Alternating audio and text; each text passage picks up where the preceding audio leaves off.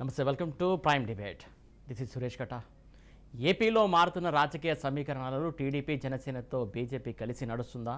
అధికార పార్టీ ఢీకొట్టేందుకు ఏకమవుతున్నటువంటి విపక్షాలు గతంలోనే బీజేపీతో జనసేన పొత్తు, తాజాగా టీడీపీతో జతకట్టినటువంటి నేపథ్యంలో జనసేనని అకస్మాత్తుగా ఢిల్లీ చేరినటువంటి సీఎం జగన్, బీజేపీ అగ్రనేతలతో జగన్ చేస్తున్నటువంటి మంతనాలు ఏమిటి? విపక్షాల పొత్తు ఎటువైపు దారితీస్తుంది? మొత్తానికి ఇదే ఇప్పుడు పెద్ద హాట్ టాపిక్గా మారినటువంటి సిచ్యువేషన్ అవుతుంది. దీనికి సంబంధించి మనతో పాటు పాల్గొనడానికి డిబేట్లో గెస్టులు సిద్ధంగా ఉన్నారు. నల్లాల శివ గారు, జనసేన తూర్పుగోదావరి జిల్లా అధికార ప్రతినిధి. శివ గారు నమస్తే అండి. అలాగే శంకర పావని గారు, ఎక్స్ మేయర్ టీడీపీ అధ్యక్షురాలు. నమస్తే అండి పావని గారు. అలాగే ఉమ్మి రఘురామ్ గారు, వైఎస్ఆర్ రాష్ట్ర నాయకులు. నమస్తే అండి రఘురామ్ గారు. అలాగే నాగలక్ష్మి గారు, బీజేపీ స్టేట్ వైస్ ప్రెసిడెంట్ మహిళా మోర్చా. నమస్తే అండి నాగలక్ష్మి గారు. నమస్తే అండి అందరికి, ఛానల్ వారికి. శివ గారు, మొత్తానికి జనసేన టీడీపీతో బీజేపీ కలిసి వస్తుంది అనుకుంటున్నారా? అసలు ఏం జరుగుతుంది అనుకుంటున్నారు?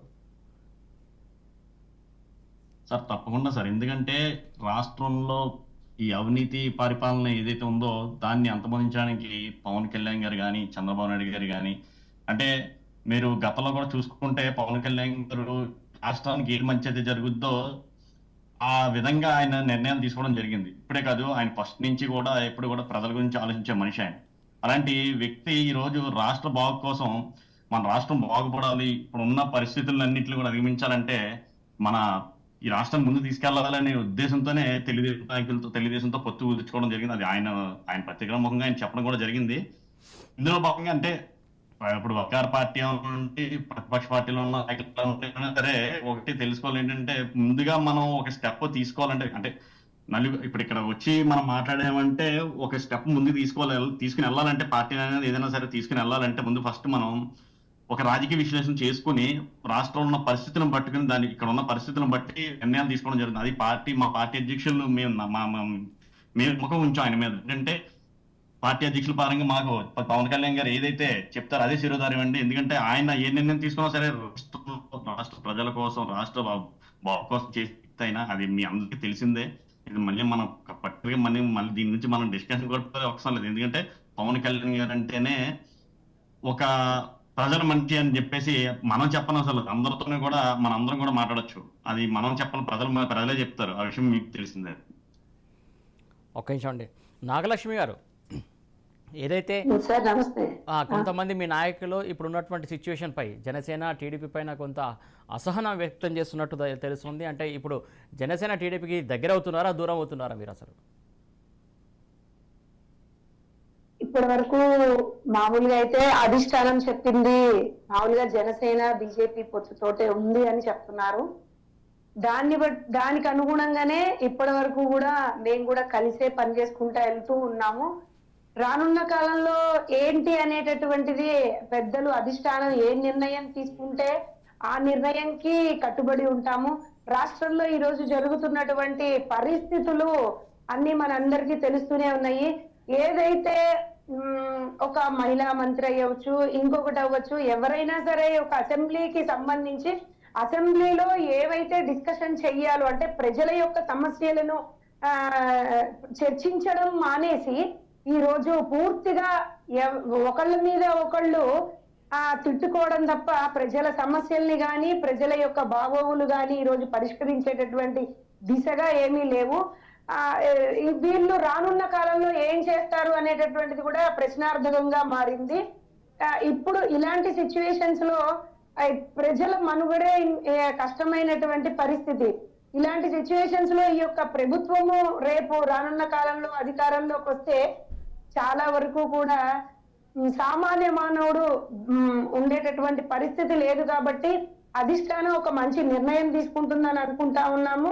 ఆ యొక్క మంచి నిర్ణయంకి మేమందరం కట్టుబడి అదే దిశగా అడుగులు వేస్తామని తెలియజేస్తున్నాం సార్. ఓకే భవానీ గారు, ఏదైతే టీడీపీ జనసేన కలవడం పైన కొంతమంది విమర్శలు కూడా ఆల్రెడీ స్టార్ట్ చేశారో, ఏదైతే ఇలా కలవడం వల్ల టీడీపీకి ప్లస్ అవుతుందో మైనస్ అవుతుందో తెలియదు కానీ జనసేనకు మైనస్ అవుతుందనే విమర్శలు వస్తున్నాయి. దీన్ని ఎలా మీరు ముందుకు తీసుకెళ్తారు? అందరికీ నమస్కారం అండి. సురేష్ గారికి, అదేవిధంగా ప్యానెల్లో ఉన్న అందరికీ కూడా ప్రత్యేకంగా నమస్కారాలు తెలియజేసుకుంటున్నాను. ఏదైతే పవన్ కళ్యాణ్ గారు తెలుగుదేశం పార్టీతో కలిసి పనిచేద్దాము అని చెప్పేసి ఒక మంచి నిర్ణయం తీసుకోవడం పట్ల మేమందరం కూడా చాలా హర్షం ప్రకటిస్తా ఉన్నాం. ఎందుకంటే రాష్ట్రంలో ఉన్న పరిస్థితి చూసుకుంటే ఎక్కడ చూసినా సరే అవినీతి అక్రమాలు పక్కన పెడితే ఓన్లీ అక్రమ కేసులు, ప్రతిపక్ష నేతల మీద అక్రమ కేసులు. ఓ పక్కన తెలుగుదేశం పార్టీ నాయకులను పక్కన పెడితే పవన్ కళ్యాణ్ అనే వ్యక్తి ప్రజల కోసం, ప్రజల గురించి మాట్లాడేటువంటి వ్యక్తి ఒక పబ్లిక్ మీటింగ్ పెట్టాలంటే ఆయనకి ఎన్ని ఇబ్బందులు ఎదురుపడుతున్నాయో మీరు అందరూ కూడా గమనించారు. ఇటువంటి పరిస్థితుల్లో ఇటువంటి మూర్ఖపు నాయకుల్ని ఎదుర్కోవాలి అంటే, గద్దె దించాలి అంటే అందరం కలిసి పనిచేయాలి సమిష్టిగా అని చెప్పి ఆయన ఒక మంచి నిర్ణయం తీసుకున్నారని చెప్పేసి మేము భావిస్తున్నాం. అదే విధంగా జనసేనకి ప్లస్ అవుతుంది, మైనస్ అవుతుంది అని చెప్పి అనాలిసిస్ చేసుకుంటున్నారు. కానీ జన సైనికులు ఎవరైతే ఉన్నారో వాళ్ళ నాయకు యొక్క ఆదేశానుసారం మేము పనిచేస్తామని చెప్పేసి ప్రతిసారి వాళ్ళ స్టేట్మెంట్లు అయితే మాత్రం విడుదల చేస్తూనే ఉన్నారు. అదేవిధంగా ఇప్పుడు రాష్ట్రంలో పరిస్థితి ప్రకారం చూసుకున్నట్టయితే ఈరోజు చంద్రబాబు నాయుడు గారి అరెస్టు పట్ల ప్రతిపక్షంలో ఉన్న ప్రతి ఒక్కళ్ళు కూడా దీన్ని అయితే మాత్రం తీవ్రంగా ఖండిస్తూనే ఉన్నారు. ఎందుకంటే దీర్ఘకాలం పాటు రాష్ట్రానికి ముఖ్యమంత్రిగా పనిచేసినటువంటి వ్యక్తి, తెలుగు రాష్ట్రాల అభివృద్ధి కోసం పనిచేసినటువంటి వ్యక్తిని ఈ రోజు అక్రమ కేసులో ఇరికించి జైల్లో పెట్టి నిజంగా ఇబ్బందులు పాలు చేస్తున్న ఈ రాష్ట్ర ప్రభుత్వం యొక్క వైఖరిని ప్రజలందరూ కూడా తీవ్రంగా వ్యతిరేకిస్తున్నారు అన్నది అయితే మాత్రం వాస్తవం అండి. ఈ రోజు పొత్తు అనేది నిజంగా నాయకులు, పెద్ద నాయకులు అందరూ కూడా అధిష్టానం అటు చంద్రబాబు నాయుడు గారు కానీ అదే విధంగా పవన్ కళ్యాణ్ గారు కానీ మాట్లాడుకుని తీసుకున్న నిర్ణయం, దీన్ని ప్రజలందరూ కూడా ఆమోదించడం జరిగింది. ఇరువైపుల నాయకులు కూడా దీని పట్ల హర్షం ప్రకటించే కాదు, అందరం కలిసి పనిచేద్దాం అని చెప్పి ఒక నిర్ణయం తీసుకోవడం చాలా సంతోషాన్ని మేము భావిస్తున్నాం. రఘురామ్ గారు, మొత్తానికి ఏదైతే సీఎం జగన్మోహన్ రెడ్డి ఢిల్లీకి వెళ్ళారు, ఏం మంతనాలు జరుపుతున్నారు అనేది ఇప్పుడు ప్రధాన చర్చగా మారినటువంటి సిచ్యువేషన్. ఇది బీజేపీకి దగ్గర అవుతున్నారు అనే ఒక సంకేతాలు వస్తున్నాయి, నిజమా?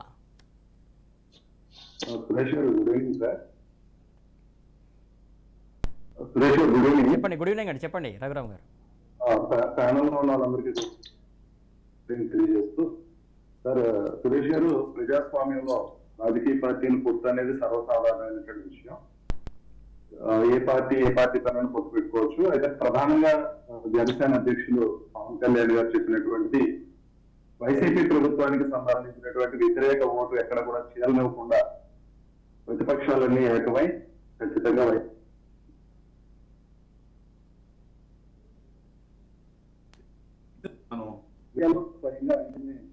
ప్రకటించినటువంటి పరిస్థితి. ఇక్కడ ఈ రోజు డిబేట్ లో పాల్గొన్న వాళ్ళు అధికార ప్రతినిధులు ప్రజల ఎక్కడ కూడా సరిగా బ్రతికేటటువంటి పరిస్థితి లేదు, మనుగడికే ఇబ్బందిగా ఉంది, అవినీతి ప్రధానమైనటువంటి అంశం, ఇటువంటి మాటలు ఈ రోజు మాట్లాడుతున్నటువంటి పరిస్థితి.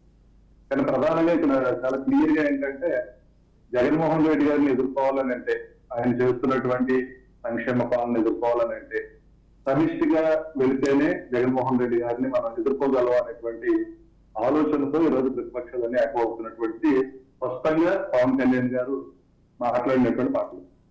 అయితే ఇక్కడ వైసీపీ పరంగా మేము చెప్తున్నది ఏంటంటే, గతంలో ఈ పొత్తులు అనేవి కొత్త ఏం కాదు. 2014 ఎన్నికల్లో కూడా మరి అన్ని పార్టీలు, 3 పార్టీలు, బీజేపీ కానీ, జనసేన కానీ, టీడీపీ కానీ కలిసి పోటీ చేశారు 2014 ఎన్నికల్లో. ఒకే జెండా కుట్టించుకొని వాళ్ళు రావడం జరిగింది. అయితే 2019లో మరి ఎవరికి వాళ్ళు పోటీ చేయడంతో మరి వాళ్ళు ఇబ్బంది పడ్డారనేటువంటి విషయం వాళ్ళు భావించి మళ్ళీ కలిసి పోటీ చేస్తే జగన్మోహన్ రెడ్డి గారిని ఓడించవచ్చు, వైసీపీని గద్దెదించవచ్చు అనేటువంటి ఆలోచనలో వాళ్ళు వచ్చినటువంటి పరిస్థితి. అయితే ఇక్కడ మనం ఒక విషయం గమనించాల్సింది ఏంటంటే, 4.5 సంవత్సరాల పరిపాలనలో ప్రజలకి ఎన్నో సంక్షేమ కార్యక్రమాలు అందిస్తూ సుమారు 85% పేద ప్రజలకి మేలు చేసినటువంటి ప్రభుత్వంగా ఈరోజు జగన్మోహన్ రెడ్డి గారి ప్రభుత్వం ఉంది. ఎవరు ఎన్ని రకాలుగా కలిసి వచ్చినా ఖచ్చితంగా వైఎస్ఆర్ కాంగ్రెస్ పార్టీ మళ్ళీ 2024 ఎన్నికల్లో అధికారంలోకి రావడం మాత్రం సత్యం. అది ఎవరు కూడా సాధన లేనటువంటి విషయం. దీనికి నిదర్శనమే నిజంగా 2019లో హామీలు ఇచ్చినటువంటి ప్రభుత్వం, మరి సుమారు 99% హామీలు నెరవేర్చినటువంటి ప్రభుత్వం కూడా జగన్మోహన్ రెడ్డి గారు. హామీలు ఇస్తేనే 151 సీట్లు రావడం జరిగింది. దాన్ని రోజు అమలు పరిచి లక్షలాది రూపాయలు ప్రజల ఖాతాలకి చాలా పారదర్శకంగా పరిపాలన అందిస్తూ నేరుగా ఖాతాల్లో జమ చేసినటువంటి జగన్మోహన్ రెడ్డి గారు ఖచ్చితంగా అధికారంలోకి వస్తారన్న ఆలోచనతో ఈ రోజు జరిగినటువంటి. అయితే పొత్తులు ఎంతో త్వరగా జరగడానికి ప్రధానమైన కారణం ఏంటంటే, ప్రస్తుతం ప్రధానమైన సమస్య రాష్ట్రంలో ఎవరికి ఏ సమస్య ఉన్నా లేకపోయినా చంద్రబాబు నాయుడు గారికి చాలా పెద్ద సమస్య వచ్చి పడింది. ఆయన అవినీతి కేసులో అరెస్ట్ అవ్వడం, జైలుకి వెళ్ళడం, ఆ జైలుకి వెళ్ళినటువంటి పరిస్థితులు ఈ రోజు టీడీపీ వాళ్ళ యొక్క భవిష్యత్తుని ఇబ్బంది పడుతున్నటువంటి పరిస్థితుల్లో మరి పవన్ కళ్యాణ్ గారు ఆదుకోవడం, ఒక పక్కన టీడీపీ అధ్యక్షుడికి అండగా నిలవడం. రైట్, ఒక్క నిమిషం అండి శివ గారు, ఒక్క నిమిషం అండి రఘురామ్ గారు మీ దగ్గరకు వస్తా. శివ గారు ఏదైతే శివ గారు ఒక్క నిమిషం, రఘురామ్ గారు మీ దగ్గరకు వస్తా. శివ గారు నా మాట వినబడుతుందండి? రైట్, ట్విట్టర్ వేదికగా అంబటి రాంబాబు ఒక కమెంట్ చేశారు. ఏదైతే జనసేన పార్టీ రాజకీయ పార్టీ కాదు, అది ఒక టీడీపీకి మందు లాంటిది, ఏదైతే అక్కడ డీలా పడితే బలహీన పడ్డప్పుడు ఇది ఒక బూస్టప్ లాగా ఇస్తారు, బూస్టప్ లాగా వాడుకుంటారనే ఒక మాట మాట్లాడారు. దానికి మీరేమంటారు? సార్ జనసేన పార్టీ రాజకీయ పార్టీ కాదని అంబటి రాంబాబు గారు ఇప్పుడు అంటాం కాదండి. 2019 ఎలక్షన్ లో ఇదే అంబటి రాంబాబు గారు ఆయన ఎలక్షన్ క్యాంపెయినింగ్ లో ఒక మాట చెప్పారండి. ఏంటంటే అది గాజు గ్లాసు కాదు, నా గుండెలో దిగే బాకు అని చెప్పారు. అదే స్లోగన్తో ఆయన క్యాంపెయినింగ్ చేసుకున్నారు. అంటే ఆ రోజు ఈయనకి జనసేన పార్టీ అంటే ఎంత భయం వచ్చిందన్నది ఆ రోజు తెలిసిందే. ఈ రోజు ఈయన పెట్టి కామెంట్లన్నీ ఎలా ఉంటాయంటే దెయ్యాలు వేదాలు వల్లించినటువంటి అనమాట ఈయన మాట్లాడింది. ఎందుకంటే ఈయన దేవుడు ఈయనకు నోరు ఇచ్చాడు మాట, ఆ నోటితో పడిపోతాడు. ఈయన శాఖకు సంబంధించినవి కాకుండా ఈయన మినిస్టర్ గా చేసి ఈయన శాఖకు సంబంధించినవి కాకుండా ఏ టాపిక్ అయినా సరే ముందుండే వ్యక్తి ఎవరంటే మన అంబటి రాంబాబు గారే. అందులో అందరికీ తెలిసిన విషయం. ఎందుకంటే ఆయన శాఖ తప్పించి అన్ని విషయాలు మాట్లాడతాడు. ఆయన శాఖాపరమైన ఆయనకి ఇచ్చిన మినిస్ట్రీ మీద కానీ దేని గురించి మాట్లాడారు. ఇప్పుడు ఇంకో విషయం ఏంటంటే ఇప్పుడు జనసేన పార్టీ గురించి మాట్లాడేంత స్థాయి అయితే పవన్ కళ్యాణ్ గారి గురించి మాట్లాడే స్థాయి అంబటి రాంబాబు గారికి లేదండి. ఎందుకంటే క్లియర్ గా చెప్తున్నా, అంబటి రాంబాబు గారు అనే వ్యక్తి అందితే జుట్టు అనుకోతే కాలు అన్నట్టులో ఉంటాడు అనమాట. ఆయన చేసే పనులన్నీ కూడా ఏంటంటే అందులో తెలియదు. ఇప్పుడు ఇందులో చెప్పాలంటే ఇప్పుడు రఘురామ్ గారు ఉన్నారు. రఘురామ్ గారు అంటే మా అందరికి చాలా గౌరవం. ఎందుకంటే గొప్ప ఈయన మా అందరికీ కూడా ఒక ఇన్స్పిరేషన్ ఉన్న వ్యక్తి రఘురామ్ గారు. చాలా మంది బాగా చదువు మీద కానీ ఎన్నో డిగ్రీలు తీసుకున్న వ్యక్తి కానీ జగ్గంపేట నియోజకవర్గంలో ఒక మంచి వ్యక్తిగా మేము భావిస్తాం. ఆయన అంటే పార్టీ పరంగా అలాగున్న వ్యక్తిత్వంగా మంచి వ్యక్తిని మేము అందరం కూడా ఆయన్ని గౌరవిస్తాం. అలాగా పార్టీ ఏదైనా సరే గౌరవించే వ్యక్తిగా ఉండాలండి. అంటే అంబటి రాంబాబు గారు ఎలాంటి అంటే ఆయన బిహేవియర్ కానీ ఆయన మాట తీరు కానీ ఎదుట వ్యక్తిని ఎంత కించపరిచేలా మాట్లాడతాడంటే ఈయన దగ్గర మ్యాటర్ ఉండదు, ఈయన సంబంధించిన మ్యాటర్ ఏమి ఉండదు. కానీ ఎదుటి వ్యక్తిని ఎదుటి పార్టీని మాత్రం దూషించడానికి మాత్రం ముందుంటాడు. ఈయన చేసే పని ఈయన పర్ఫెక్ట్ గా చేయడు. జనసేన పార్టీ గురించి, జనసేన పార్టీ యొక్క విధి విధానాల గురించి మా పార్టీ మేము చూసుకుంటాం అండి. మా అధ్యక్షులుగా చూసుకుంటాం, మా పార్టీ ఎలా అన్నది మేము చూసుకుంటాం. అది అంబటి రాంబాబు గారితో చెప్పించుకున్న స్టేజ్ అయితే జనసేన పార్టీకి రాదు. జనసేన పార్టీ కాదు అన్న ఇప్పుడు తెలుగుదేశం పార్టీ బూస్టింగ్ అని అంటారు కదా, మరి ఇంకేం సరే జనసేన పార్టీ కాదని ఆయన అన్నారు. ఎందుకంటే ఇంత భయం ఎందుకండి వాళ్ళకి? దేనికోసం భయపడుతున్నారు? ఇప్పుడు ఆయన రఘురామ్ గారు చెప్పినట్టు సంక్షేమ పథకాలు 85% మేము కంప్లీట్ చేసామన్నారు కాబట్టి రండి, ఆ 85% తో సింగిల్ గానే వెళ్ళమనండి. తప్పే ఉంది. వాళ్ళకి మేము పొత్తు పెట్టుకోవడం ఇవన్నీ ఆయన సంబంధం ఆయన పని లేదు కదా. ఆ పొత్తు విషయం గురించి కూడా ఆయన మాట్లాడక్కర్లేదు. వాళ్ళ సంక్షేమం చేసి ఉన్నారు కాబట్టి ప్రజల్లో ఆయనకి మంచి గుర్తింపు ఉంటుందని చెప్పేసి ఎలాగ ఉంది కాబట్టి ఆ విధంగా వాళ్ళు ముందుకెళ్ళాలి. అంతేగాని తెలుగుదేశం పార్టీ జనసేన పార్టీ పొత్తు పెట్టుకునే తెలుగుదేశం పార్టీకి ఇది లేదు, Janasena party boosting, Janasena party అసలు పార్టీయే కాదు, ఈ మాటలు ఎందుకండి? వాళ్ళకి ఏమైనా అక్కడ ఏమైనా వాళ్ళ ప్రజల్లో వాళ్ళకి ఉన్న నమ్మకం ఏదైతే వీళ్ళు ఏదైతే క్రియేట్ చేసుకున్నారో దాని గురించి రమ్మనండి. వాళ్ళకి దాని గురించి రమ్మని. రఘురామ్ గారు మిమ్మల్ని అడిగారు. శివ గారు ఒక్క నిమిషం ఉండండి. రఘురామ్ గారు మిమ్మల్ని అంటున్నారు, టీడీపీ జనసేన కలిసి పొత్తులు పెట్టుకుంటే వైసీపీకి ఎందుకు అంత భయం అంటున్నారు?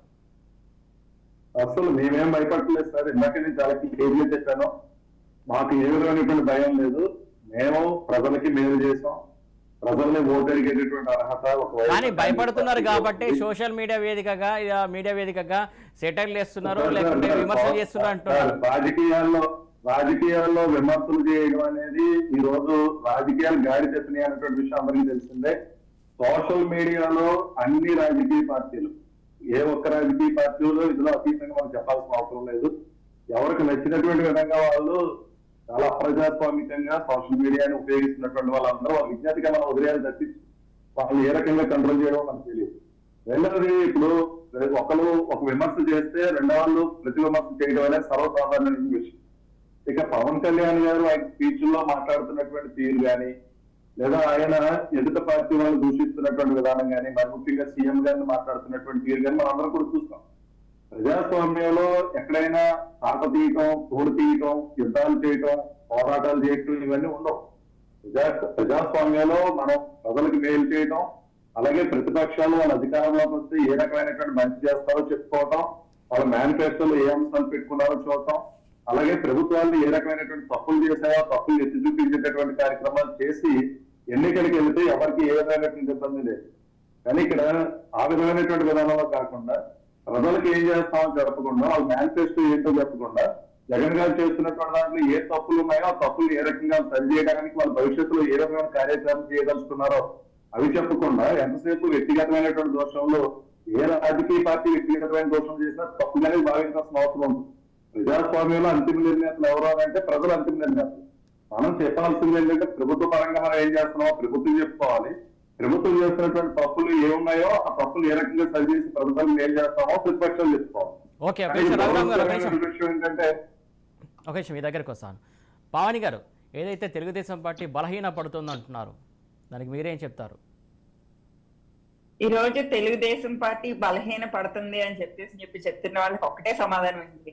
ఏదైతే భవిష్యత్తు గ్యారంటీ అని చెప్పి చంద్రబాబు నాయుడు గారు అనేక మీటింగ్లు కండక్ట్ చేసి ప్రజల్లోకి వెళ్తా ఉంటే వచ్చే ఆదరాభిమానాలు, అదే విధంగా యువగళం పేరుతో లోకేష్ బాబు గారు చేస్తున్న పాదయాత్ర కానీ వచ్చే ఆదరాభిమానాలు, ప్రజలు తెలుగుదేశం పార్టీ వైపు మొగ్గు చూపడం, ఇవన్నీ చూసి వాళ్ళు ఓర్వలేక ఒక కక్ష సాధింపు చర్యగా ఒక అక్రమ కేసులో చంద్రబాబు నాయుడు గారిని అయితే మాత్రం ఇరికించడం జరిగింది. అదే విధంగా రాష్ట్ర ప్రభుత్వం సంక్షేమ పథకాలు అధికంగా ఇచ్చేసాము, ప్రజలందరూ సాటిస్ఫైడ్ గా ఉన్నారు అని చెప్తున్నారు. అదైతే మాత్రం అసలు వాస్తవం కాదు. ఎందుకంటే గ్రౌండ్ లెవెల్లోకి వెళ్ళి ప్రజలతో మాట్లాడుతూ ఉంటే ఇప్పుడున్న పరిస్థితుల్లో నిత్యావసర వస్తువులు కానీ, ఇవి గ్యాస్, పెట్రోల్ కానీ, అదే విధంగా విద్యుత్ ఛార్జీలు, గతంలో 300 వచ్చి విద్యుత్ ఛార్జీలు ఒక్క ఇంటికి ఇప్పుడు 1000 రూపాయల పైన వస్తుంది అని చెప్పి వాళ్ళు బాధపడతా ఉంటే వాళ్ళ బాధని మరి ఈ నాయకులు ఏమాత్రం వింటున్నారో కూడా నాకు అర్థం కావట్లేదు. ఈ రోజు సంక్షేమ పథకాలు అని చెప్పేసి అంటున్నారు. ఒక అవుట్ సోర్సింగ్ వ్యక్తి ఉన్నాడంటే అతనికి 12,000 జీతం, అంతకంటే ఎక్కువ రాదండి. అటువంటిది నువ్వు ఒక గవర్నమెంట్ ఉద్యోగివి అని చెప్పి అతనికి సంక్షేమ పథకం అలా కట్టేస్తున్నారు. అదే విధంగా పెంచిన విద్యుత్ ఛార్జీల వల్ల విద్యుత్ ఛార్జీ పెరిగింది, నీకు ఎంత విద్యుత్ కాల్చుతున్నావు కాబట్టి నీకు సంక్షేమ పథకం అందదు అని చెప్పి కట్ చేస్తున్నారు. అదే విధంగా ఎన్నో పెన్షన్లు, వేల పెన్షన్లు అయితే మాత్రం పోయినాయి అన్నది అయితే మాత్రం వాస్తవం. మరి గతంలో తెలుగుదేశం పార్టీ అధికారంలో ఉన్నప్పుడు అందరికీ సంక్షేమ పథకాలు పుష్కలంగా అందినాయండి. ఇప్పుడైతే అరకొరగానే అందుతున్నాయి. గ్రౌండ్ లెవెల్లో వెళ్ళి చూసుకుంటే, క్షేత్రస్థాయిలో వెళ్ళి ప్రజలతో మాట్లాడితే వాళ్ళు పడే ఇబ్బంది అర్థం అవుతుంది. ఎందుకంటే ఇప్పుడు మేము ఏదో చేసేస్తున్నాం అని చెప్పి ప్రజలు చాలా సంతోషంగా ఉన్నారు అనుకుని వాళ్ళు ధీమా పడిపోవడం అయితే మాత్రం వాళ్ళ గురించి వాళ్ళు గొప్పగా చెప్పుకుంటున్నారు తప్ప అందులో అయితే మాత్రం వాస్తవం లేదు. అదే విధంగా ఈ రోజు ఉద్యోగస్తులనే చూసుకుంటే వాళ్ళు రోడ్డు మీదకి రాలేదా? మాకు అన్యాయం జరుగుతుందని వాళ్ళు రోడ్డు మీద రాలేదా? అదే విధంగా అంగన్వాడీ వర్కర్స్ ఉన్నారండి, వాళ్ళందరూ బయటికి రాలేదా? ఎందుకు వచ్చారండి వీళ్ళందరూని? ప్రభుత్వం చేసే పనుల వల్ల, ప్రభుత్వం వల్ల వాళ్ళు సాటిస్ఫై అయితే మాత్రం లేరు. అందుకనేసి వీళ్ళందరూ కూడా అన్ని వర్గాలు కూడా రోడ్డు మీదకి వచ్చి ఫైట్ చేస్తున్నాయి. ఇప్పుడు తెలుగుదేశం పార్టీ బలహీన పడింది అని చెప్పి వాళ్ళు అనుకుంటున్నారు. కానీ తెలుగుదేశం పార్టీ స్ట్రాంగ్ అయిపోతుంది, నిర్వీర్యం చేద్దాము, క్యాడర్ అందరినీ కూడా నిరుత్సాహపరుద్దాము అని చెప్పి నాయకులను ఇబ్బంది పెడుతున్నారు తప్ప. అదే విధంగా ఈ రోజు సోషల్ మీడియాలో పోస్టులు అంటున్నారు. సోషల్ మీడియాలో పోస్టులే కాదండి, అసెంబ్లీ సమావేశాలు కూడా మీరు అందరూ కూడా గమనించాలా, ప్రజలందరూ కూడా గమనిస్తున్నారు. అసెంబ్లీ సమావేశాల్లో ఎటువంటి పదజాలం వాడుతున్నారో నాయకులు కూడా గమనించుకోవాలా. అటువంటి పదజాలం వాడి నాయకుల్ని నిజంగా సభల్లో కూర్చోబెట్టేమో అని చెప్పి ఈ రోజు ఆంధ్రప్రదేశ్ లో ఉన్న ప్రజలు బాధపడుతున్నారు. ముఖ్యంగా అది కూడా మీరు గమనించుకోవాలని చెప్పేసి నాయకులందరికీ కూడా విజ్ఞప్తి చేసుకుంటున్నా. ఎందుకంటే ఒక పొలిటీషియన్ అనేటప్పటికి, ఒక ప్రజాప్రతినిధి అనేటప్పటికి చక్కటి భాష ఉండాలా. వాళ్ళని చూసి యువత ఇన్స్పైర్ అవుతారు. ఈ రోజు వాళ్ళు వాడే భాష చూస్తా ఉంటే నిజంగా యువత ఎటువంటి పెడదారి పడతారా అని చెప్పేసి కూడా భయపడతా ఉన్నాం. ఈ రోజు మహిళల్ని, ఎక్కడ రాజకీయాలకు సంబంధం లేనటువంటి మహిళలు కూడా తీసుకొచ్చి వాళ్ళు ఇష్టం వచ్చినట్టు వాళ్ళ గురించి కామెంట్స్ చేస్తా ఉంటే వాళ్ళకి తిరిగి వాళ్ళని ఒక్క మాట అనేటప్పుడు వాళ్ళ మీద కేసులు పెట్టి భయభ్రాంతులు చేసి లోపల వేయడానికి ప్రయత్నం చేస్తుంది రాష్ట్ర ప్రభుత్వం. మరి గతంలో అసెంబ్లీలో మరి మాట్లాడుతున్నప్పుడు వాళ్ళు ఎందుకు ఊరుకోవాలి నాకు అర్థం కాదు. వాళ్ళు మాట్లాడుతున్న తప్పు అన్నది మరి జగన్మోహన్ రెడ్డి గారికి తెలియలేదండి? అప్పుడు వాళ్ళ మీద ఎటువంటి కేసులు పెట్టరే? వాళ్ళు అంటే చేతిలో అధికారం ఉంది కాబట్టి వాళ్ళు ఎలా కావాలంటే అలా జులుం చలాయించవచ్చు అని చెప్పి అనుకుంటున్నారు. కానీ ఇవన్నీ కూడా ప్రజలు గమనిస్తున్నారు. ప్రజలైతే మాత్రం ఒక్కటే మాట మీద ఉన్నారన్నది అయితే మాత్రం వాస్తవం. ఎందుకంటే ఒక్క అవకాశం అని చెప్పి అడిగినందుకు జగన్మోహన్ రెడ్డి గారు మొహం చూసి చాలా మంది నాయకులకు అవకాశం ఇచ్చారు ఈ ప్రజలు. మళ్ళీ ఈ ఒక్క అవకాశాన్ని మళ్ళీ జగన్మోహన్ రెడ్డి గారే వచ్చినా సరే ఈ నాయకులు ఎటువంటి ప్రవర్తన, ఎటువంటి భాష ఉపయోగిస్తున్నారో ప్రజలందరూ గమనించారు. కాబట్టి మళ్ళీ ఆ అవకాశం ఇవ్వడానికి అయితే మాత్రం ప్రజలు సుముఖంగా లేరు అని చెప్పేసి ఖచ్చితంగా చెప్తున్నాను.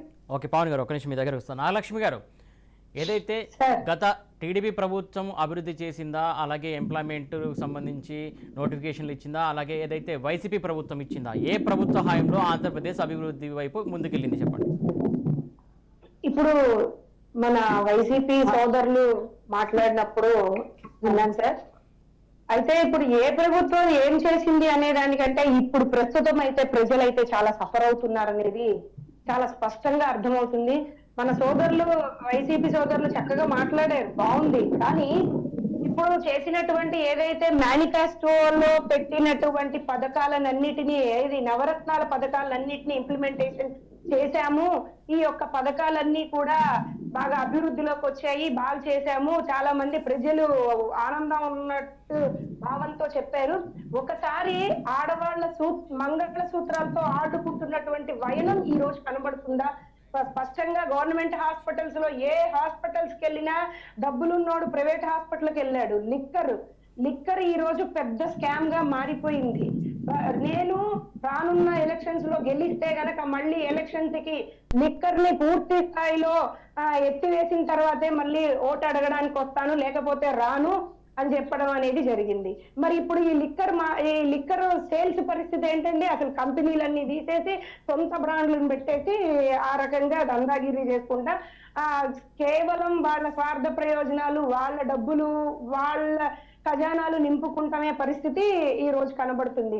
అలాగే ప్రజలు అందరినీ కూడా ఎలా అయితే నా సొంత తల్లెలాగో చెల్లెలాగో అలాగే చూస్తాను, మీరందరూ నా తోబుట్టువులు, మీరందరూ నా చెల్లెళ్ళు, ఆ స్కూల్కి వెళ్ళే పిల్లలందరినీ, చదువుకునే వాళ్ళందరూ నా మేనగోడళ్ళు అని చెప్పేసి నేను అందరికీ అన్ని చేస్తానన్నారు.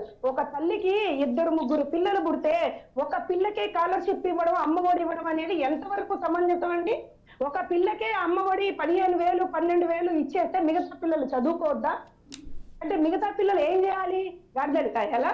అందులో పైగా 16 సంవత్సరాల వరకు కూడా బాల కార్మికుల కింద ఎక్కడ పనిలో పెట్టుకోరు. వాళ్ళు పనికి వెళ్ళరు, ఇటు చదువు సందలు లేకుండా ఫీజులు కట్టే పరిస్థితి లేకుండా వీడు రోడ్డు మీద పడి రౌడీలు, గూండాలు, గంజాయి తాగే వాళ్ళు ఎవరు తయారవుతారండి? ఇదే అండి వీళ్ళు చేసిన నవరత్నాల్లో పథకము.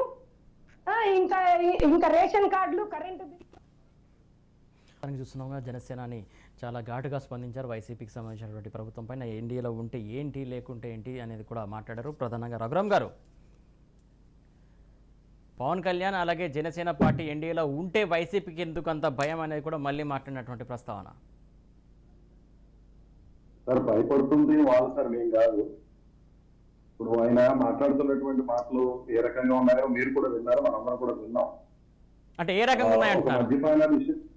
ఒక మద్యపాన నిషేధం గురించి ఇప్పుడు ఆయన మాట్లాడతారు. ఇప్పుడు మనం విన్న స్పీచ్ లో ఇప్పుడు ప్రజల్ని మభ్యపెట్టే ప్రయత్నం చేయడం ఏంటంటే, ఇప్పుడు చంద్రబాబు నాయుడు గారి గవర్నమెంట్ లో మన రాష్ట్రానికి మద్యాన్ని సరఫరా చేసేవి 5 డిస్టిలరీలు ఉన్నాయి సార్.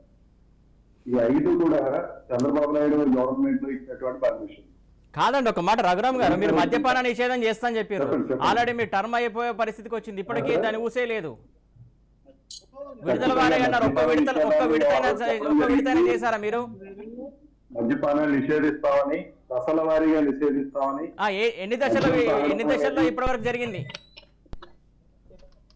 సార్ ఖచ్చితంగా ఇప్పుడు ప్రభుత్వం హామీ ఇవ్వడం అనేది 100% నిజం. ఖచ్చితంగా ఈ హామీ ఇచ్చి విస్మరించడం అనేది కూడా 100% నిజం అనుకుంటా కదా. మద్యపాన నిషేధాన్ని కూడా అమలుపరిచే దిశగా ప్రయత్నం ఖచ్చితంగా జరుగుతుంది. ఎప్పుడంటే ఇంకా వీళ్ళు మాట్లాడుతున్నటువంటి బ్రాండ్లు కానీ, ఈ రోజు వీళ్ళు మాట్లాడుతున్నటువంటి బ్రాండ్ల గురించి ప్రచారం కానీ, డిస్టిలరీలు 5 డిస్టిలరీలు ఏదైతే బ్రాండ్లు వాళ్ళు పంపిణీ చేసేవి కానీ ప్రభుత్వం నిర్దేశించినటువంటి కాదు. అయితే 2 రకాల మాటలు మాట్లాడుతున్నారు మద్యపాన నిషేధం గురించి. ఒకటి ప్రజలు కోరుకుంటే మద్యపాన నిషేధం చేస్తారని ఇప్పుడే జనసేన గారు మాట్లాడటం, మళ్ళీ రెండోది నాణ్యమైనటువంటి మద్యాన్ని సరఫరా చేస్తాం ప్రజలకి ఆరోగ్యానికి ఇబ్బంది లేనటువంటి మద్యపానాన్ని సరఫరా చేస్తామని ఒక మాట. రైట్, ఒక నిమిషం మీ దగ్గరకు వస్తారు రఘురామ్ గారు, ఒక మాట మీ దగ్గరకు వస్తారు. రామారావు గారు ఇచ్చినటువంటి ఒక నిమిషం మీ దగ్గరకు వస్తారు రఘురామ్ గారు. ఏదైతే నాగలక్ష్మి గారు ఈ మధ్యకాలంలో మీ అధ్యక్షురాలు మద్యం షాపులోకి వెళ్ళింది, అక్కడ నాణ్యత గురించి మాట్లాడారు, అన్నీ చేశారు. దానికి సంబంధించి ఇప్పుడు పవన్ కళ్యాణ్ గారు కూడా దాని గురించి ప్రస్తావించారు. అసలు మద్యపాన నిషేధం అనేది ఆంధ్రప్రదేశ్లో ప్రభుత్వంలో ఇచ్చినటువంటి హామీ విస్మరించిందా, లేకుంటే ఆ రకంగా జరుగుతుందంటున్నారు? ఏమనిపిస్తుంది మీకు అసలు? మీరు అన్మ్యూట్ చేయండి, ఆడియో వినబడట్లేదు ఇది.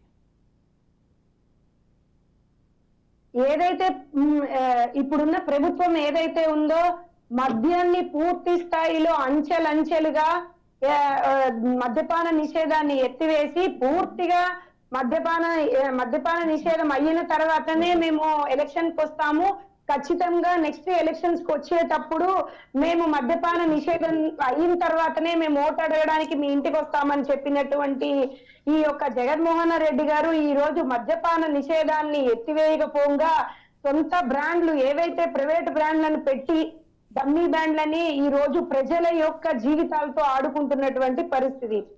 ఇది పూర్తి స్థాయిలో అతి చీపు లిక్కర్ ని 20 రూపాయలకి తయారవుతున్నటువంటి, సుమారుగా 20 రూపాయలకి తయారవుతున్నటువంటి పరిస్థితుల్లో దీన్ని తీసుకొచ్చి పూర్తి బ్రాండెడ్ క్వాలిటీ అయినటువంటి లిక్కర్ కి సంబంధించి క్వాలిటీ టైప్ లో 700-800 అమ్మడం, ఈ రకంగా ప్రజల ప్రాణాలతో ఆడుకుంటూ వాళ్ళ జేబులు నింపుకుంటున్న పరిస్థితే తప్ప ఇంకొకటి అనేది లేదు. పూర్తి స్థాయిలో వీళ్ళు ప్రవేశపెట్టినటువంటి నవరత్నాలు ఏవైతే ఉన్నాయో వాటిని అన్నిటినీ పూర్తిగా విస్మరించినటువంటి పరిస్థితి.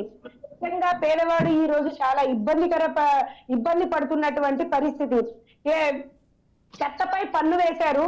చెత్తపై పన్ను ఎవరికి వేశారు అని అంటే, ఒక ఇంట్లో ఒక వృద్ధాప్య పెన్షనో విడో పెన్షనో ఏదన్నా ఉన్నట్లయితే ఆ పెన్షన్ ఇచ్చినటువంటి ఇంటికి ఆ పెన్షన్ అధికారిపై చెత్తపై పన్ను వేశారండి. అది ఎన్ని ఇల్లు ఉంటే అన్ని పెన్షన్లు వస్తే అన్ని చెత్త పన్నులు వేస్తారు. అంటే అక్కడ ఆదరవు లేనటువంటి ఒక మనిషి, అంటే భర్త లేకపోతే ఏజ్ అయిపోయో మందులకని వాటికని గవర్నమెంట్ ఈ రోజు పెన్షన్ ఇస్తూ ఉంటే దాని మీద మళ్ళీ నెలకి 150-150 రూపాయలు పన్ను తీసుకోవడం, ఇది మీ ఇంట్లో వాడుకుంటున్నటువంటి చెత్త అని వేయడం ఎంతవరకు సమంజసం? ఒకటి, అందులో ఆ వృద్ధురాలు గాని ఆ విడో గాని పిల్లల దగ్గర వాళ్ళ దగ్గర ఆధారపడి ఉంటుంది. అంటే ఆ ఇంట్లో ఆమె వరకు చెత్త పెద్దగా ఏమీ ఉండదు. ఆ కుటుంబంలో ఉన్నటువంటి చెత్త అంతటినీ తీసుకొచ్చి ఆమెపై పన్నేసి ముందు ఆమె కట్టుకొనడం అనేది ఈ గవర్నమెంట్ కి ఎంతవరకు సమంజసం అని అడుగుతున్నా నేను. అలాగే ఏదైతే ఇప్పుడు పిల్లలకి అమ్మఒడి ఇవ్వడము అనేది, 3 పిల్లలు, ఇందాక టాపిక్ అక్కడే కట్టేయింది. 3 పిల్లలు ఉంటే ఒకళ్ళకే పెన్షన్ ఇస్తున్నారు, అయిపోయింది. ఆ ఒక పెన్షన్ ని కూడా కరెంటు ఛార్జీలు విపరీతంగా పెంచేసి అది 1వ తారీఖు తీయాల్సిన రీడింగ్ ని తీసుకొచ్చి 4-5 తారీఖుల్లో రీడింగ్ తీసి, అంటే 30 రోజులకి రీడింగ్ ఒక 50 యూనిట్లు కాలుతుంది అనేటటువంటి దీంట్లో ఉంటే 4-5 రోజులు అయిపోతే అది ఇంకొక 10-20 యూనిట్లు ఎక్కువ కాలితే దాని యూనిట్ రేటు పెరిగిపోతుంది, 7 రూపాయల దాకా పడుతుంది. కాబట్టి ఈ రకంగా యూనిట్ రేటు పెరిగింది కాబట్టి అక్కడ కరెంటు పై కరెంటు ఎక్కువ ఛార్జీలు చేసేసి యూనిట్ రేటు పెంచారు, ఎక్కువ స్లాబ్ అయినందుకు దానికి తీసుకుంటున్నారు. ఈ రకంగా ఛార్జీలు పెంచడం వల్ల రేషన్ కార్డులు తీసేశారు, అమ్మ ఒడి తీసేశారు. ఇకపోతే ఇంటికి ఆధారమైనటువంటి ఒక ఇంటి యజమాని ఒక చిన్న కారు కొనుక్కొని ట్రావెల్ నడుపుకుంటున్నాడు, వాడికి జీవనాధారం అదే. దాని మీద ఒక 10-15 వేల రూపాయలు ఇన్కమ్ వస్తుంది వాడి కుటుంబానికి. ఈ 4 వీలర్ ఉందని చెప్పేసి ఆ 4 వీలర్ ఉందని రేషన్ కార్డు తీసేసి, ఏసీ ఉందని రేషన్ కార్డు తీసేశాడు. ఇంకా ఆధారం ఏంటి? ఇంకా ఈయన వచ్చి చేసిన నవరత్నాల్లో ఏ రకమైనటువంటి విధానాన్ని ఈయన అమలు పరిచాడు? ఇకపోతే వాలంటీర్లను పెట్టాడు 50 ఏళ్లకి. ప్రశాంతంగా ఎవరైనా, నేనైనా ఇంకొకళ్ళైనా ఎవరైనా రేషన్ కార్డులు ఉంటే వాళ్ళు ఒళ్ళొంచి వాళ్ళ కుదిరిన సమయంలో రేషన్ షాప్కి వెళ్ళి బియ్యం తీసుకుంటారు, ఇంటికి వస్తారు, అక్కడ పెడతారు. రాత్రి 8:30-9 గంటలకు కూడా అక్కడికి వస్తారు. అర్ధరాత్రి వస్తే వెళ్ళాలి, లేకపోతే లేదు. ఇంకా సంవత్సరం పోతుంది. ఆ రేషన్ ఇస్తారు అనేటటువంటి విషయాన్ని వాలంటీర్లు ఎప్పుడు చెప్తారు? అసలు వాలంటీర్ల దగ్గర ఉన్నటువంటి పథకాలు ఏంటి, వాళ్ళు ఏమి ఎక్స్ప్లెయిన్ చేస్తారు, వాళ్ళకి మీరు ఎంతవరకు ట్రైనింగ్ ఇచ్చి ఎక్స్ప్లెయిన్ చేయడానికి అవకాశం ఇచ్చారు? ఏమీ లేకుండా ఏం చేయకుండా ఉన్నారు. ఒకసారి నేను వాహన మిత్ర గురించి నేను అడిగితే వాహన మిత్ర అనేది మాకు తెలియదండి, ఇవ్వరండి, మీకివ్వరండి, వాళ్ళకి ఇవ్వరండి అని చెప్పారు. సరే, ఒక వృద్ధురాలికి వైట్ రేషన్ కార్డు ఉంది, దాంట్లో వాళ్ళ మనవరాలు ఉంటుంది, దానికి సంబంధించి ఒక ఇల్లు రాయమ్మా అంటే ఈమెకు 60 ఏళ్ళు నిండిపోయిన ఇల్లు రాయమంటారు. ఆ పిల్లలు అంటే ఇంకా ఎవరికి ఇస్తారు మీరు పథకాలు? నాగలక్ష్మి గారు ఒక నిమిషం అండి. పావని గారు ఏదైతే ఇప్పుడు జనసేన అలాగే టీడీపీ కలిసింది, కాకపోతే ఇక్కడ ఏదైతే వైసీపీ బీజేపీ దగ్గర అవుతుంది అనేది ఏమని అనిపిస్తుందా మీకు? ఇప్పుడే నాగలక్ష్మి గారి మాటల్లోనే మీరు విన్నారండి, ఎంత క్లారిటీతో ప్రభుత్వం పట్ల ఆవిడ కూడా ఎంత వ్యతిరేకంతో ప్రభుత్వం ఇంప్లిమెంట్ చేసిన నవరత్నాల పథకాలు ఏ రకంగా అమలు జరుపుతున్నారో, అందులో ఎన్ని రకాల కోతలు ఉన్నాయో అంత వివరంగా చెప్పిన తర్వాత బీజేపీ వైసీపీ కలిపి పనిచేస్తున్నాయి అన్నది అడగడం కూడా మీరు ఎలా అడుగుతున్నారో కూడా నాకు అర్థం కావట్లేదు. అంటే కాకపోతే అటు ఢిల్లీలో చాలా మంతనాలు జరుగుతున్నాయి, దగ్గర అవుతున్నారు అనేది ఇక్కడ ప్రధాన ఎజెండా. సంబంధించినటువంటి నాయకులే ఇలాంటి లీక్స్ ఇస్తున్నారు. ఇన్ని కాన్సిక్వెన్సెస్, ప్రజల ఇబ్బంది బీజేపీ నాయకురాలుగా ఆవిడ కూడా గమనించి మాట్లాడుతున్నారు అంటే ఆవిడ వైపు నుండి అధిష్టానానికి ఆవిడ కూడా విన్నవిస్తారు. ఎందుకంటే ఇప్పుడు బీజేపీ పార్టీ అన్నది కేంద్ర ప్రభుత్వం నుండి వచ్చే నిధుల ద్వారా కూడా కొన్ని ఇంప్లిమెంట్ జరుగుతూ ఉన్నాయి. దానివల్ల కూడా లబ్ధి పొందే వాళ్ళు చాలా మంది ఉన్నారు. ఈ రోజు బీజేపీ వైసీపీ కలిపి పనిచేస్తున్నాయి అని చెప్పేసి అంటే అది వాళ్ళ దగ్గర నుండి క్లారిటీ మనకు రావాలండి. దాని మీద మేము మాట్లాడడానికి ఏముండదు. మా వరకు మేమేంటి చెప్తున్నామంటే ఇప్పుడు మహాలక్ష్మి గారు చెప్పినట్టు ఏదైతే ఈ ప్రభుత్వం ఇంప్లిమెంట్ చేస్తున్న పథకాలు ఎంత వరకు అర్హులందరికీ అందుతున్నాయా లేదా అన్నది ఆవిడ చాలా క్లారిటీతో ఉన్నారు. అదే రాష్ట్ర వ్యాప్తంగా కూడా అదే క్లారిటీ అయితే మాత్రం ఉంది. ఈ రోజు అయితే మాత్రం ఈ పద్ధతిలో చూసుకుంటే బీజేపీ వైసీపీని సపోర్ట్ చేస్తే బీజేపీ నష్టపోతుంది అన్నది అయితే మాత్రం చాలా క్లియర్ గా కనిపిస్తుంది అన్నది అయితే మాత్రం వాస్తవంగా చెప్పగలమండి.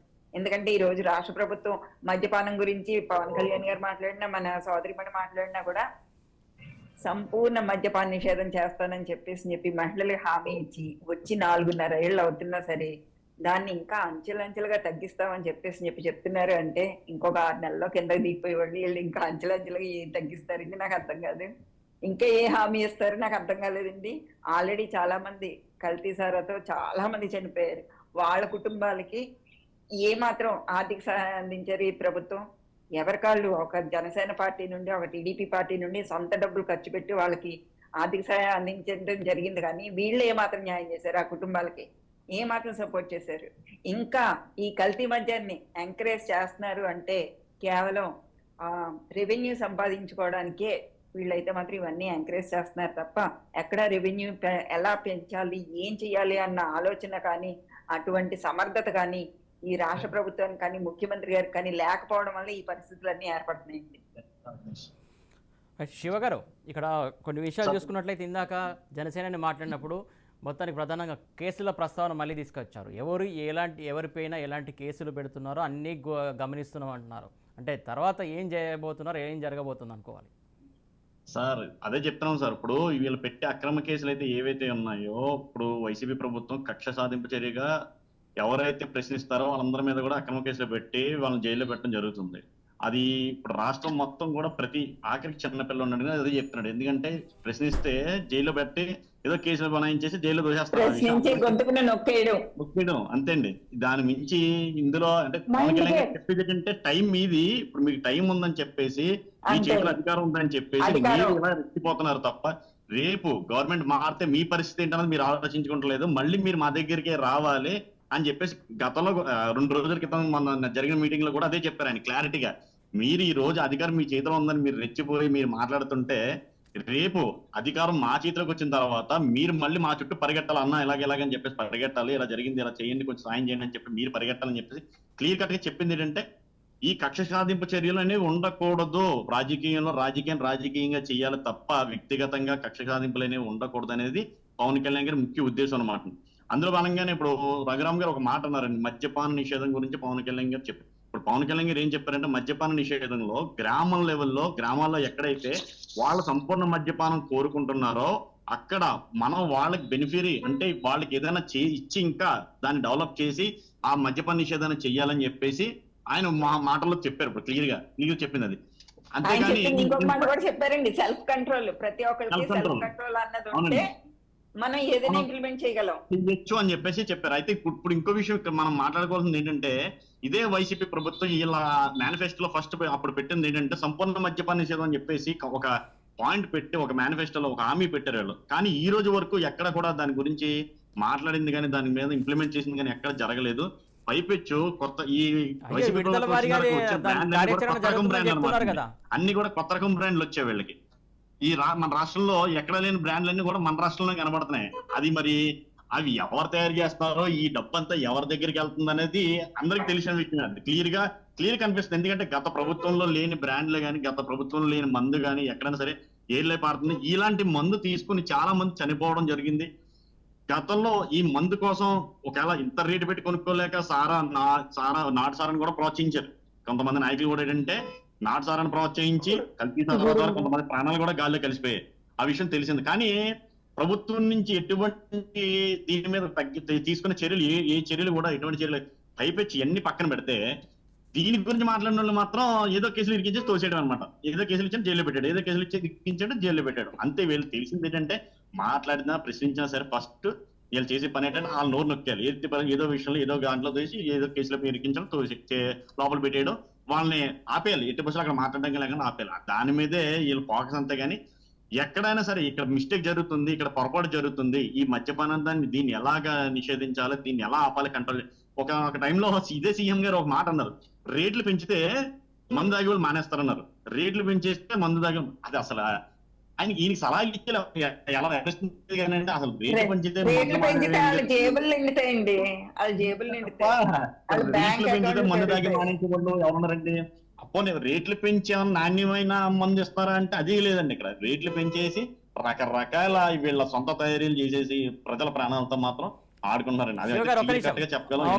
పవన్ కళ్యాణ్ గారు ఒకటే అల్టిమేట్ ఒకటే చెప్పారు, ఈ రోజు అధికారం ఉందని చెప్పేసి మీరు మీ ఇష్టాచారంగా బిహేవ్ చేస్తే గనక నెక్స్ట్ అధికారం మారిన తర్వాత మిమ్మల్ని భగవంతుడు కూడా కాపాడలేము క్లియర్ గా చెప్పారు. ఎందుకంటే రఘురామ్ గారు, ఏదైతే వైసీపీ ప్రభుత్వం అధికార దుర్వినియోగం చేస్తుందనేది ప్రధాన ఆరోపణ కనబడుతుంది, దీంట్లో ఎంతవరకు నిజమంటారు? చాలా చాలా ముగ్గురు ఒకటే అని గొప్ప మాట్లాడినటువంటి పరిస్థితి మనం చూసినప్పుడు ఇక్కడ ముగ్గురు ఒకటే కదా సార్.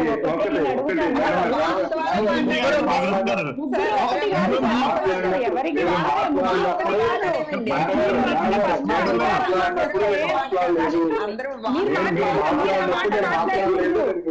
మీరు మాట్లాడలేదు, మేము కూడా కేంద్రం మెడలుంచి ఫస్ట్ ప్రత్యేక హోదా చెప్తా అన్నారు. దాని గురించి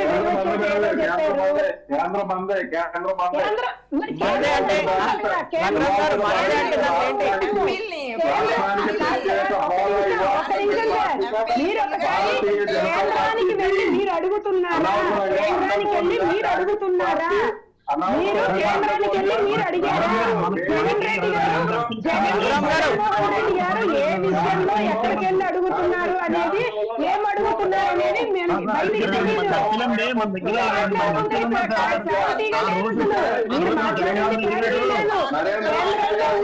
కేంద్రం దగ్గరికి వెళ్ళి మీరు వెళ్ళి అడిగారా? వాళ్ళు మాట్లాడలేదు, మీరు మాట్లాడలేదు. మీరు అన్న మాట్లాడతాం. మావడి గారు చెప్పారు. మావడి గారు ఇప్పుడు బీజేపీ మాట్లాడినటువంటి తీరు ఏదైతే ఉందో, బీజేపీ మాట్లాడినటువంటి తీరు మాకు అనుకూలంగా ఉంది. మీరు ఎందుకు ఆ ప్రశ్న వేశారు?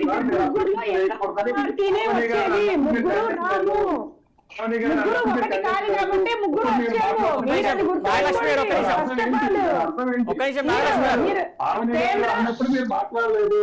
ఇప్పుడు మీరు మీరు వినాలి కదా.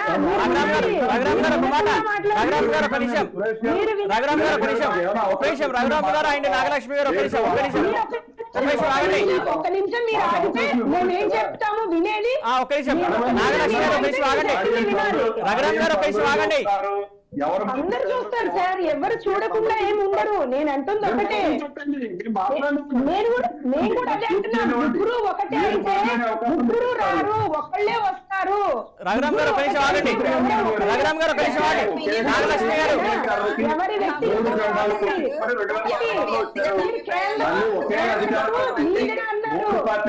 కేంద్రంకి వెళ్ళి జగన్మోహన్ రెడ్డి గారు నేను మాట్లాడింది మేము విన్నాము. ఒక నిమిషం నాగలక్ష్మి గారు ఒక నిమిషం ఆగండి. ఎవరు అర్థం కావట్లేదు ఇక్కడ మాట. రఘురామ్ గారు ఒక నిమిషం ఆగండి. దెబ్బతీసే విధంగా రఘురామ్ గారు ఒక నిమిషం ఆగండి. ముందు మీరు మైండ్ నాగలక్ష్మి గారు ఒక నిమిషం ఆగండి. బాగుంటుంది. నాగలక్ష్మి గారు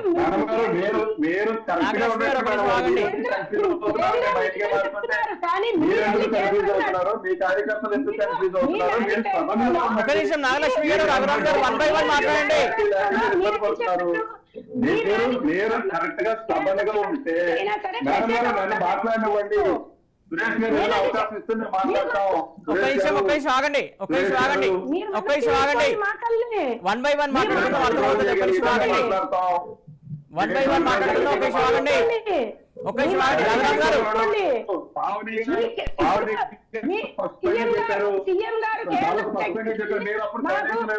నాగలక్ష్మి గారు ఒక నిమిషం ఆగండి.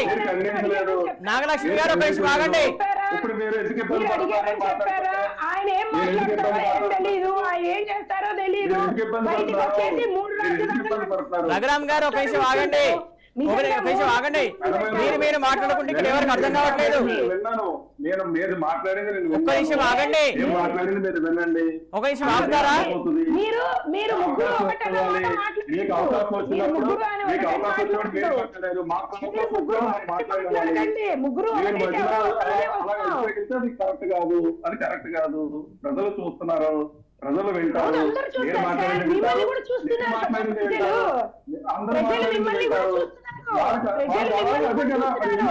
జగన్మోహన్ రెడ్డి గారు ఢిల్లీ వినాలి కదా మేడం. మీ టైం మీకు ఇచ్చిన టైంలో మీరు మాట్లాడారు. నాకు ఇచ్చిన టైంలో సురేష్ గారు మాట్లాడమన్నంత వరకు నేను ఆగాను. సురేష్ గారు మాట్లాడమన్నంత ఆగాను. మీరు మధ్యలో వస్తే కరెక్ట్ కాదు. మీరు మధ్యలో వస్తే కరెక్ట్ కాదు. నాగలక్ష్మి గారు సమయం ఇస్తారు. రఘురామ్ గారు ఆగండి. తప్పులు మాట్లాడండి. విన్నాను. రఘురామ్ గారు ఆగండి. ఒక నిమిషం. నాగలక్ష్మి గారు ఒక నిమిషం ఆగండి.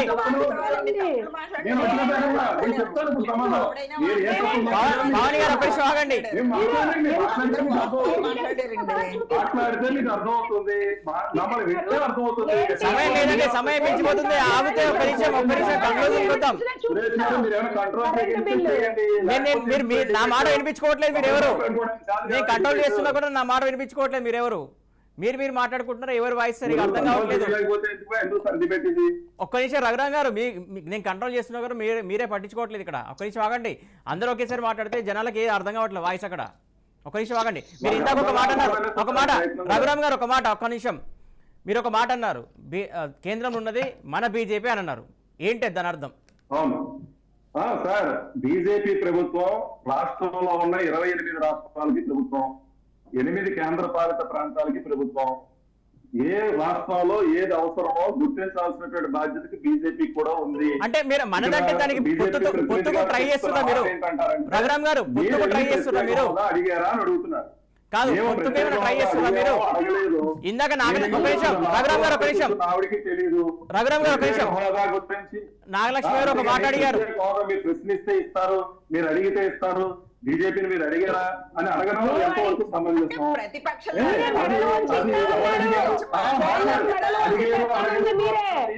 అడిగేరు అడగలేదు మీరు నేను నిర్ధారించేది కాదు. మీ బీజేపీ అధికార ప్రతినిధులతో చెప్పించండి.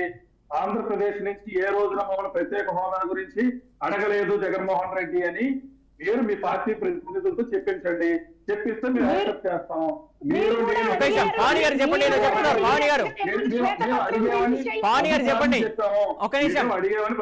సరే ఒక నిమిషం. రఘురామ్ గారు, నాగలక్ష్మి ఒక నిమిషం ఆగండి. పవన్ గారు చెప్పండి. సీఎం గారు జగన్ గారు వెళ్తున్నప్పుడు ప్రతిసారి అడుగుతున్నారని చెప్తున్నారు. మీరు అడగలేదని చెప్పించండి. మేము అదే చెప్తున్నాం. మాకు మా అధిష్టానం మాకు చెప్తారు, వెళ్ళి అడిగింది ఏముంది? అవకాశం లేదు. సురేష్ గారు, ఇక్కడ ఒక విషయం మనం గుర్తుపెట్టుకోవాల్సింది, మద్యపాన నిషేధాన్ని ప్రభుత్వం అమలుపరచలేదు అని చెప్తున్నటువంటి దాంట్లో దశల వారీ మద్యపాన నిషేధాన్ని అమలుపరిచాం అన్నది మీ వాస్తవం. పూర్తి మద్యపాన ఎప్పుడంటే ఇంకా ఇంకెన్ని రోజులండి, ఇంకెక్కడ జరిగింది అసలు ఆ విషయంలో నేను కూడా యాక్సెప్ట్ చేయనండి. అసలు మీ హయమైపోతున్న టైం ఇంకా మళ్ళీ మాట్లాడుతున్నారు. మద్యపాన నిషేధం జరగలేదు. ఓకే, 100% మిగిలిన నవరత్నాలు అమలైనయా అమలవలేదా అది మీరు యాక్సెప్ట్ చేస్తారా చేయట్లేదా? ప్రతిపక్షాలే చెప్తున్నాయి దానికి సమాధానం.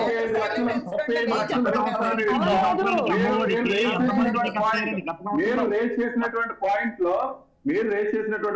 లో ఒకరికి అమ్మఒడి ఇస్తున్నారు, ఒకరికి విద్యా దీవెనలు ఇస్తున్నారు, మిగతా వాళ్ళకి ఎవరిస్తారో అని అడుగుతున్నారు. మీరు అడగండి మీ మిత్రపక్షాలని లేదా గత ప్రభుత్వాల్ని, ఎంతమందికి అమ్మఒడి ఇచ్చారు, ఎంతమందికి విద్యా దీవెనలు ఇచ్చారు ఇంట్లో ఉన్న వాళ్ళకి? రైట్ అండి. రఘురామ్ గారు అలాగే సమయం ఇచ్చిపోయిందండి. థ్యాంక్ యూ అండి రఘురామ్ గారు, అలాగే పావని గారు, అలాగే శివ గారు, అలాగే నాగలక్ష్మి గారు. థ్యాంక్ యూ సో మచ్ అండి. డిబేట్ లో సమయం మనకు మించిపోయింది. మీరు డిబేట్లో పాల్పంచుకున్నందుకు థ్యాంక్ యూ సో మచ్ అండి. మొత్తానికి చూస్తున్నాం కదా, ఆంధ్రప్రదేశ్లో మొత్తానికి రాజకీయం చాలా వేడిపుట్టిస్తున్నటువంటి పరిస్థితి కనబడుతుంది. పొత్తులు అలాగే కొంత ఒక పార్టీ ఏమో దగ్గర అవుతూ ఉంటే ఇంకొక పార్టీ దూరం అవుతున్నటువంటి పరిస్థితి కనబడుతుంది. మొత్తానికి ఇటు బీజేపీ, జనసేన అలాగే టీడీపీతో కలిసి వస్తుందా కలిసి రాదా అనేది కూడా కొంత అర్థం కాని ప్రశ్నార్థకంగా మారుతుంది. మొత్తానికి కలిసి వస్తుందని చెప్పేసి నమ్మకంగా వీళ్ళు చెప్తున్నప్పటికీ కూడా లోపల ఒంటరిగా వెళ్ళే రకంగా ఆలోచిస్తున్నట్టు కూడా కొన్ని మనకు వస్తున్నటువంటి లీక్లు. సో మొత్తానికి అలాగే ఇటు వైసీపీకి కూడా బీజేపీతో పొత్తు ఏమైనా ట్రై చేస్తుందనేది కూడా కొంతమంది ఆరోపిస్తున్నటువంటి పరిస్థితి. మొత్తానికి ఓవరాల్గా చూసుకున్నట్లయితే స్కీమ్లు దానికి సంబంధించి విషయాలు కావచ్చు, స్కామ్లు కావచ్చు, దాని గురించే పెద్ద హాట్ టాపిక్గా మారుతున్నటువంటి సిచ్యువేషన్. ఇది వాటి prime debate. Keep watching Raj news.